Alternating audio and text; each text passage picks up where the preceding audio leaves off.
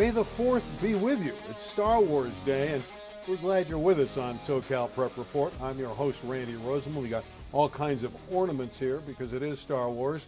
I have my partner here with me, Tarek from the Daily News. But I'm going to start with give me a T, give me an A, give me an R-E-K. Tarek, because a little later in the program, we're going to talk a little cheer, Tarek. Hey, okay.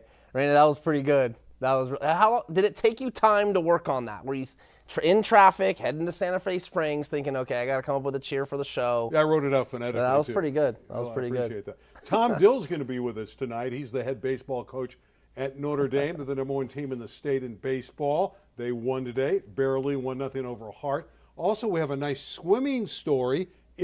Pluton, the coach of Long Beach Poly, and his outstanding swimmer is with us, Colin Geer. Why are they here? Why are you having swimming tonight? Well, Wilson in the Moore League had won the league for 49 straight years, but the Jackrabbits got him.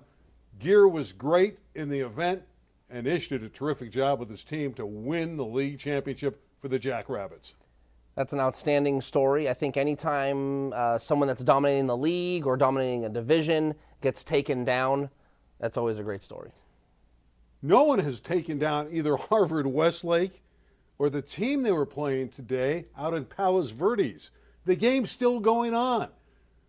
Open division, in my mind, they always call it D1 in the CIF Southern section, but to me it's the open because those are the best teams.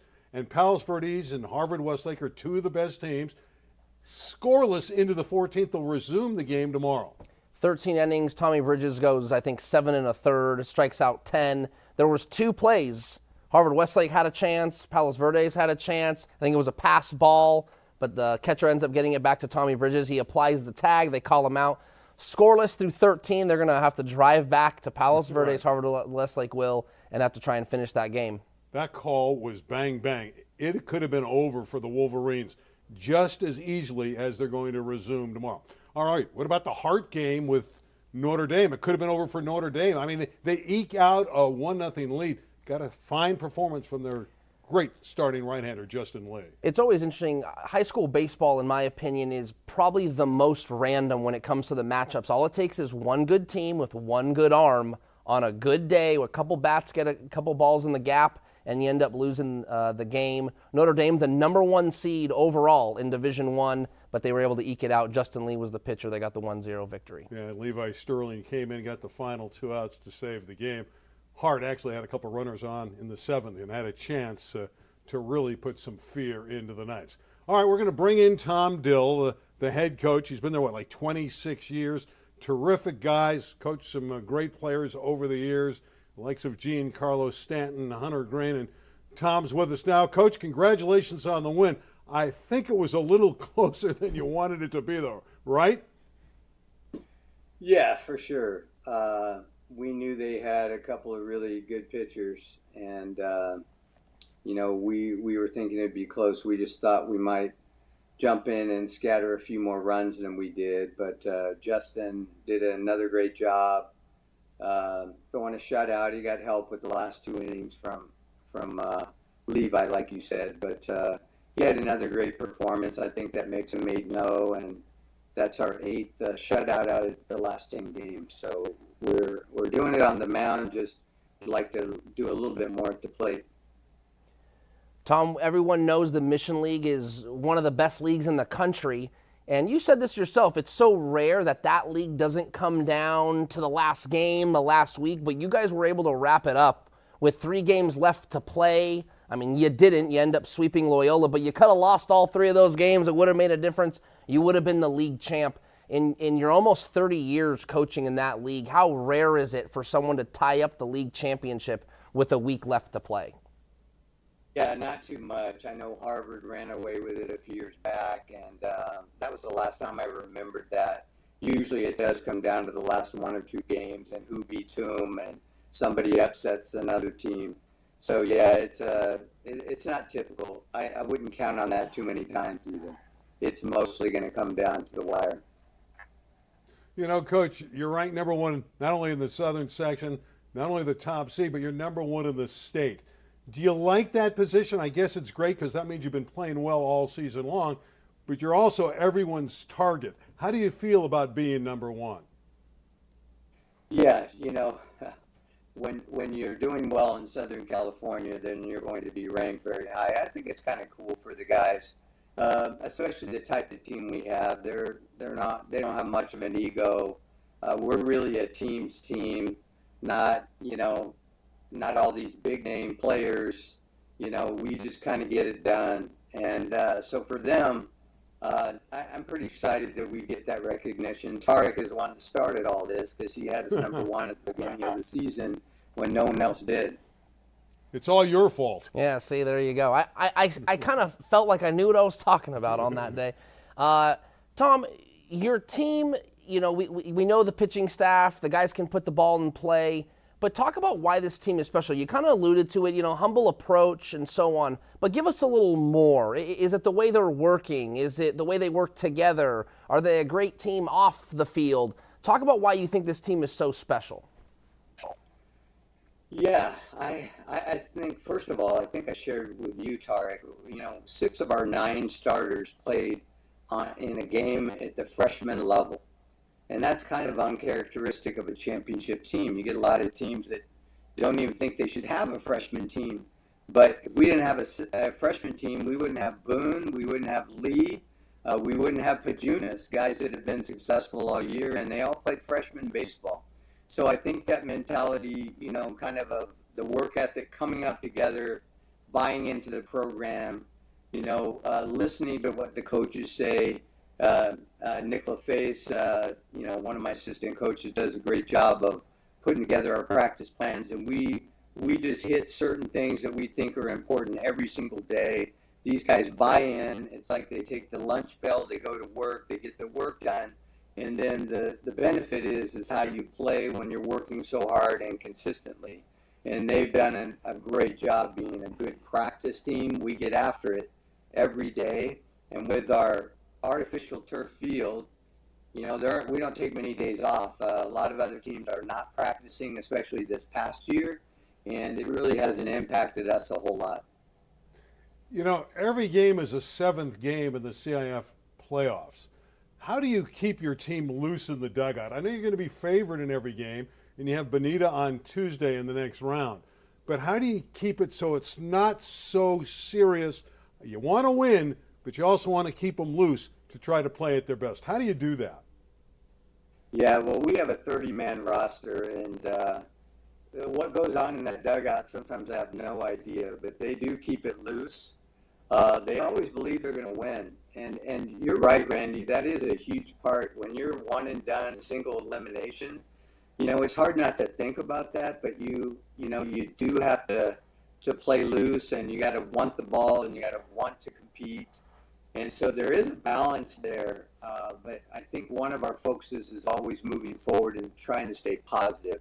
You can't dwell, on what happened last inning or a play that was made in the inning. It's really just moving forward. So you have to keep the guys moving forward in a positive way. And we have a dugout that helps with that. They keep it light. They stay energetic. They're always pumping up their teammates. So I think that's a big part of it. And that's why the bench is really important, too, on how well they've done for us this season. Tom, my last one for you is I'm going to put you on the spot a little bit. I know there's still the postseason to go. You won a CIF title in 2008. Is this the best team you've had at Notre Dame? Well, I will answer this easily is if you take the regular season, we have never had a regular season like this. And I would say we're, it's hard to say the best team. We've had quite a few, and our 2020 team that never got to play with COVID was full of D1 starters, the next year. That might have been the most talented team, but as far as doing it on the field, never had a team better in regular season. But, we got 4 more games to go to really prove that. But right now, if you ask me right now where we are right now, this is the best team I've coached as far as what we've been able to do and the success we've been able to have. What's your advice for Harvard Westlake having to come back to the Valley, go back and play Palos Verdes tomorrow starting in the 14th inning? How do you handle that? Oh boy, that's a tough one. I'm gonna say this. I'm gonna give the edge to Jared Halpert and his game plan tonight. He's gonna come up with something that is gonna make sense tomorrow. So I'm pulling for those guys, and I'll put my money on Jared. Well, we'll put our money on Tom Dill and the Notre Dame Knights.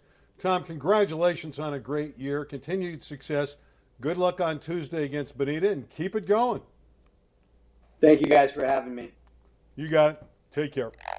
Tom Dill's done it for a long time, and he always seems to get it done in a great way.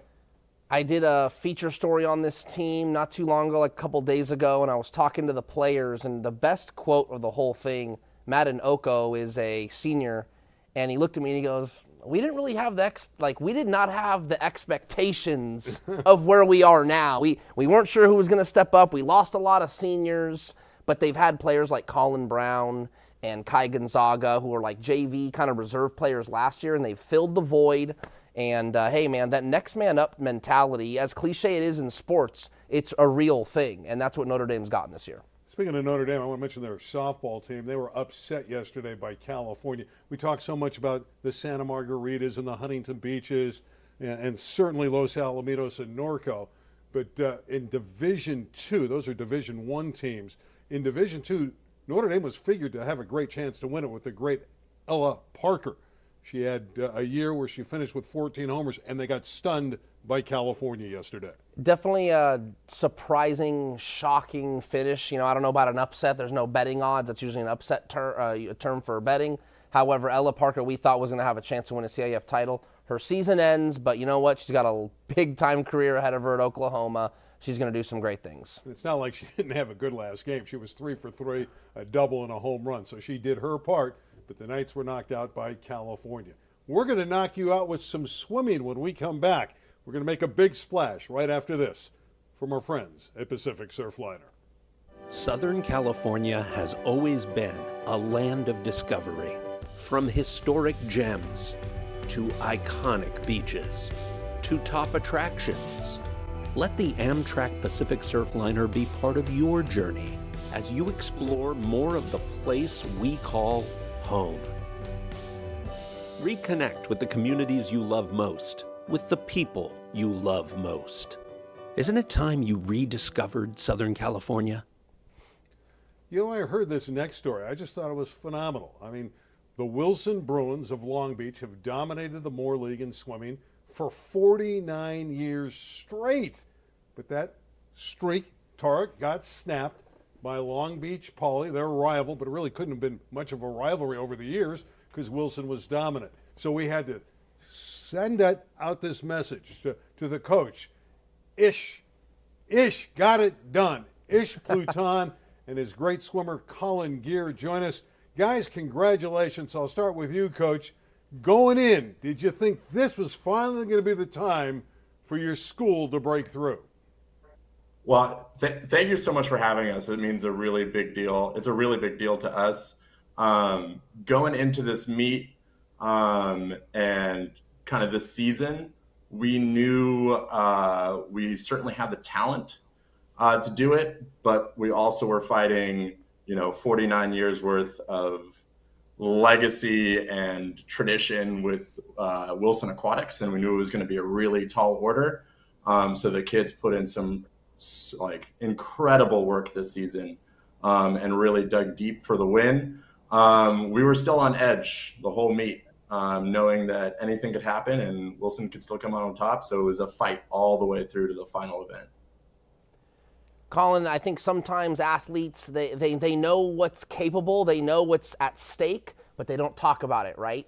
For you guys, before that meet started, was it something you knew, okay, they had won X amount in a row, we can knock them off, that's the goal? Or was it kind of mum's the word, let's just win the thing and we'll worry about what it means later? What was the approach? Yeah, I mean, we certainly talked about it. These guys have been strong since freshman year.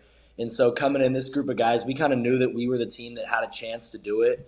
And so kind of the talks were looming for the first 3 years. And then this season comes around and it's like, it's finally time to do it. So these group of guys, we got together, we worked towards that. That was our goal. And if stuff was getting hard in practice or something was going bad, like that's what we talked about and that's what got us through it. So I would not say that we kept our mouths shut, but we just kind of kept focused and got it done.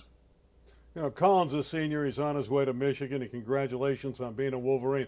But, Coach, you know that you had a great senior class, and this had to really be the year, right? Absolutely. And when you have leaders like Colin on the team and many of the other seniors, you just want it so desperately for these boys that have put in 4 years of time and effort with the end goal of coming out triumphant. Well, you won all 11 events, so you had to be pretty good on that day. I know Long Beach is a tight-knit community, let alone a tight-knit sports community. What kind of reception, Colin, have you guys gotten? Like, coming back to school, you took them down, you're the league. How much love did you get from your local community, if any at all, for winning your league title? Yeah, certainly way more than swimming normally gets, that's for sure. Like, our athletic director was walking around the school with a swim cap on the day of and the day after. So that's awesome. The school got into it for sure. He said he's putting the trophy right in the middle of our main building, right in the middle. So he said that, I guess they're taking a pretty big deal out of it. The alumni have responded really well too. I think a lot of these guys that have lost, they lost all 4 years. And so they feel it a little bit too. And so I've gotten a lot of texts from alumni and stuff like that in the past couple of days. And so people are certainly responding to it, and that's more love than swimming normally gets. So it's been cool. Colin, I know you won a lot of events. You won a couple relays. You won your specialty, the butterfly, but you also sacrificed a little bit, and you went into the 200 free, which is not your event, but you won that event. What was it like hitting the water knowing you were doing a freestyle 200 and you're trying to help your team and win an event you're normally not in? Yeah, that's kind of the talk we had before, and like my coaches were talking about, like, are you comfortable with doing something different? And I just wanted to do whatever I could to help the team more than anything. And so, yeah, it was a little bit different. I hadn't raced the 200 free in over a year, like competitively. And so I just got in, trust what I do in training every day, and was able to get it done. Coach, walk us through that decision a little bit. We talked about a little off air, kind of just, hey, this is where the opponent is swimming their best guy or what have you, and you got to kind of collect points before the thing even gets going, right? So talk about how you strategically placed Colin in something, he hadn't done in a year. Well, and Colin's really humble. He set a school record swimming that event. So as the kind of the season progresses, you start to think about, okay, here are the top swimmers Wilson has, and we want to make sure we earn as many points throughout the meet as possible. So we're looking at all our swimmers and what they can swim, and what the Wilson strengths are and how we can try to mitigate those strengths as best as we can. And so moving Colin out of the 200 IM, which is one of his strongest events, he's swimming that at CIF tomorrow, and into the 2 free, freed him up to earn a first place points in the 200 free. And then our younger athletes, actually a freshman, won the 200 IM in his place, which was huge in getting us points for the overall win. All right, Colin, what's tomorrow look like for you? I know you got to get some sleep, so we're going to let you go here in a moment, but you have hopefully an eventful day ahead of you tomorrow. What are you swimming in the CIF finals tomorrow? Yeah, so tomorrow I've got the 200 IM, the 100 fly, and then I'm doing fly on our medley relay, and I'm in our 4x50 freestyle relay, and tomorrow's going to be a lot of fun. CIF is like the time where I race the kids that I race all year round at club in the winter and stuff like that, and so I always know what I'm getting with these kids. They're really talented, and so it's going to be a lot of fun. Coach, last ad to you. I know you're excited about your other guys joining in at the CIF finals, but what did it mean to the school? And I know you were at that school at Long Beach Poly. What did it mean for you to bring them their first ever Moore League swim championship? It means the world to me. For years and years, you hear the same old line in Long Beach that Wilson is the aquatic school. And we like to think differently at Poly. And so being able to take it to them and take them down for 49 years worth of, aquatics alum, it feels good and hits home, and I just couldn't be any prouder to be these boys' coach. They wanted it so bad, and they swam for each other and worked hard all season to make it a reality.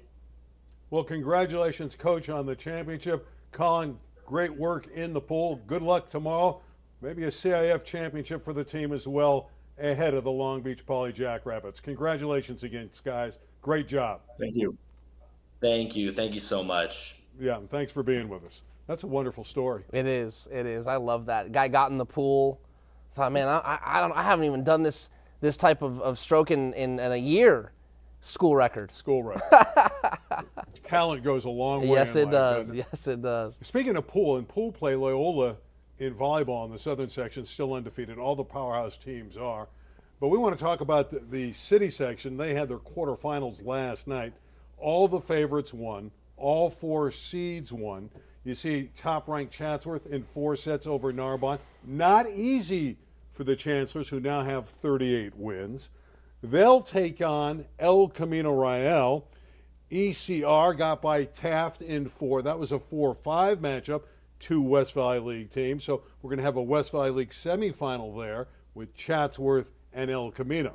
Now on the bottom of the bracket, Palisades, the number 2 seed, beats Eagle Rock 3 straight. But they were all competitive. 28-26, 26-24, 26-24 again. That type of scoring. So the Eagles were right there, but the Dolphins get by, and they'll hook up with University, which may be the hottest team in the tournament. They blew out Taft last week in a non-league game. They blow out a very good Granada Hills team. So it'll be Uni and Pally from the Western League. So we're going to have a Western League team guaranteed to be in the finals against a West Valley League team. That'll be fun. I smell an upset.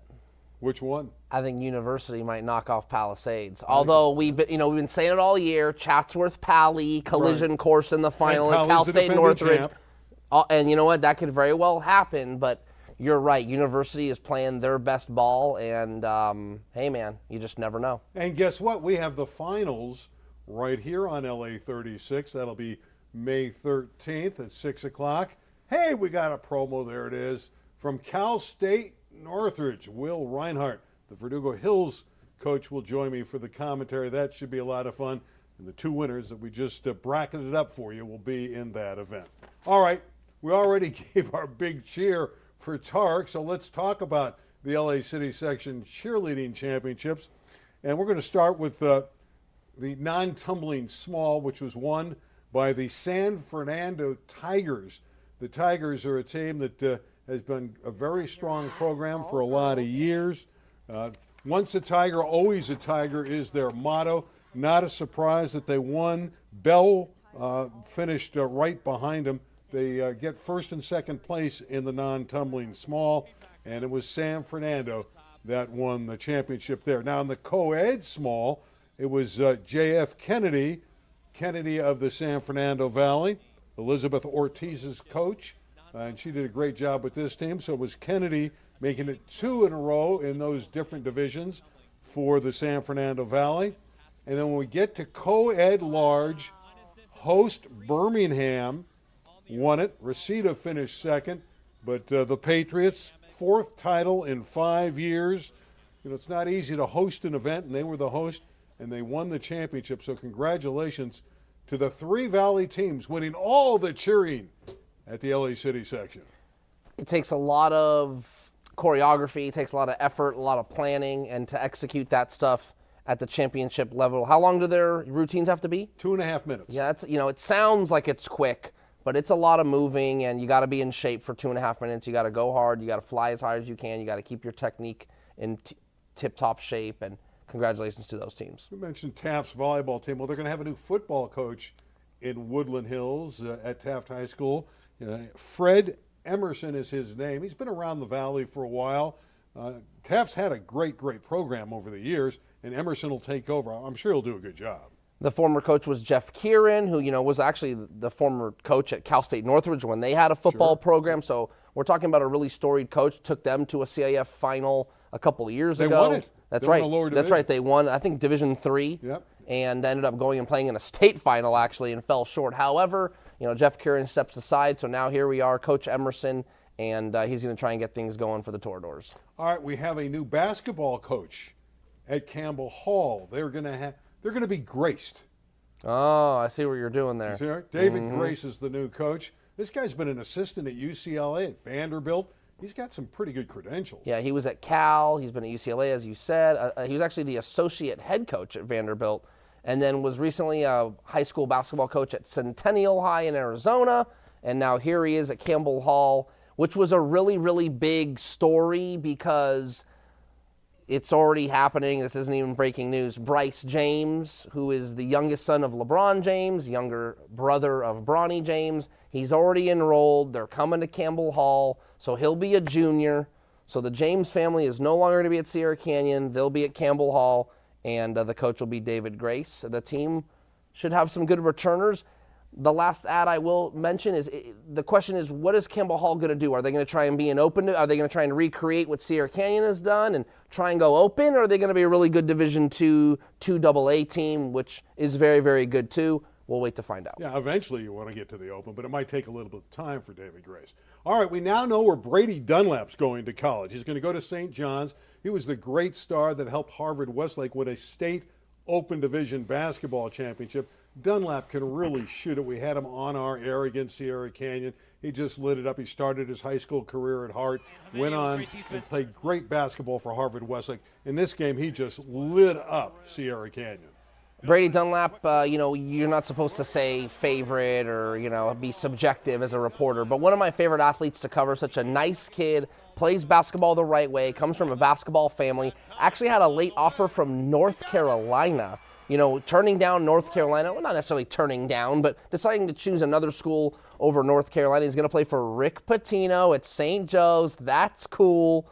And St. John's, excuse me, not St. Joe's. And I think he's going to get a lot of PT playing time. Speaking of Sierra Canyon, their fine little guard who started for 4 years there, Dill going to Howard University. Really, really good accomplishment for Dylan Matoyer. One of those you kind of root for. Not a 4-year starter, but a 4-year program player at Sierra Canyon. And one of those players that worked his way into the lineup, Randy. It's a rare thing to see in high school sports now. Parents want their kid to be the star player right away, and if they don't get playing time, they transfer. Not Dylan Matoyer. Despite all the 5-star kids that were transferring in for Sierra Canyon, he kept chipping away, got playing time, and now he's going to go to Howard and play with former teammate Shai Odom, who became a starter at Howard, started in the NCAA tournament. He'll be a sophomore. Dylan Matoyer will come in and be a freshman. Got to mention lacrosse. We had Palisades earlier in the year on our Pacific Surfliner Game of the Week, and they lost to Miracosta. But against the city, the Pali boys won. They defeated El Camino Real 19-2. I love the name, Wolfowitz. Kerner Wolfowitz in goal. He got it done.